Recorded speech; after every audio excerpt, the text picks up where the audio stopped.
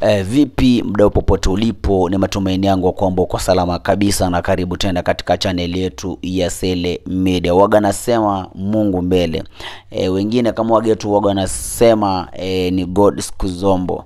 Na hapa kuna story moja hatari sana ya mwanadada mmoja ambaye pia alikuwa mwanahabari na alikuwa anafahamika kama Mary Kilobi. Kama unamjua mwanadada, basi ako na umri wa miaka 40 na ako married tu. Kotu boss. Huyu mzee anafahamika kama Francis Atwoli, na Francis Atwoli pia ako na umri wa miaka 75 years.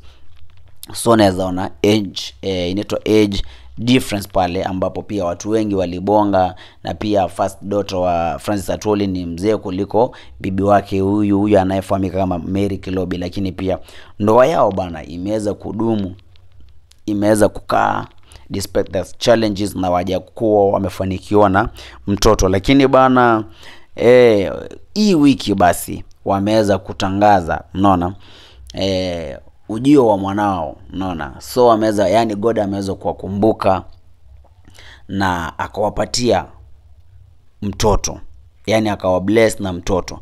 Na hii ndoa imekaa for over 7 years without a kid, lakini wameweza kuvumiliana, hawajakuwa eti ile ukorofi hata kama ni nini huku kwa mitandao. Wameweza kuvumiliana for over 7 years na wakabarikiwa na mtoto. Sasa hii ikiwa mwaka wa 7 kama sijakosea, ama mwaka wa 8, unaona. So pia Mary Kilobi ameweza kufunguka na kusema pia yeye pia hakuwashirikisha eti madaktari, hakuwa na ile pressure ya hakwenda kuombewa ndo apate mtoto, mara sijui kutembelea hospitali ni nini. Yeye aliamini tu Mungu siku zote, yani, na Mungu akiamua kuwa bless na mtoto atawapatia, na Mungu akiamua kutoa bless na mtoi ako tu poa, yani ako tu easy tu, yani zero pressure, yani kabaridi tu, unaona.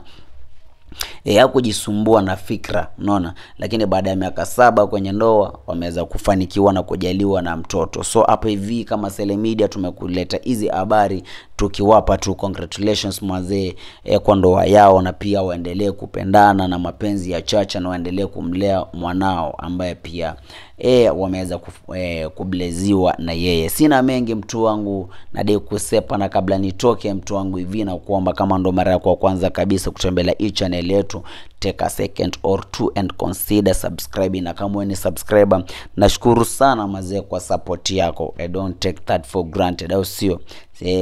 Zero pressure, au sio? Big up Mary Kilobi na mzee Francis Atwoli. Basi Mungu akitujalia tupatane tena kwenye next video. Adios.